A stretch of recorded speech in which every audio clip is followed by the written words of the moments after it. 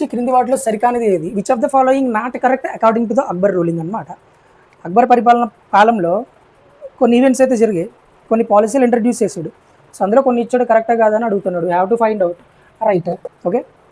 అక్బర్ రాజు దైవాంశ సంభూతుడు నమ్మాడా లేదా అంటే నమ్మాడు. సో ఇక్కడ ఫర్ ఈ ఇజాది దైవకాంతి, ఓకే. ఇతని అక్బర్ ఫర్ ఈ ఇజాది అనే కాన్సెప్ట్ని నమ్మేవాడు, which means king is a representative of god. రాజు అనేవాడు దైవానికి ప్రతినిధి అని చెప్పి నమ్మేవాడు ఎవరంటే అక్బర్.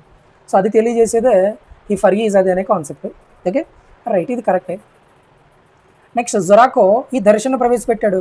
జొరాకో ఈ దర్శనం చాలా చాలా ఇంపార్టెంట్ కాన్సెప్ట్ ఇది. జొరాకో ఈ దర్శనం అనేది, ఈ జొరాకో దర్శనం అనే కాన్సెప్ట్ ఇంట్రడ్యూస్ చేసింది ఎవరంటే అక్బరే. దేనికోసం అంటే ఇప్పుడు మండే గ్రీవెన్స్లు జరుగుతుంటుంది కలెక్టరేట్లో, ఓకే.